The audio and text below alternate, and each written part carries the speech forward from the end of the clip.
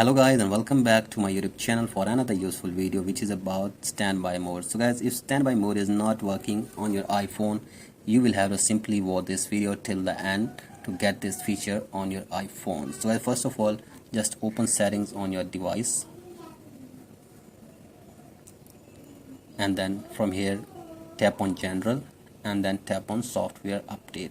So guys, first of all, you will have to just update your iOS to the latest version, which is iOS 17. So guys, update your software to the latest version of iOS 17 and then go back.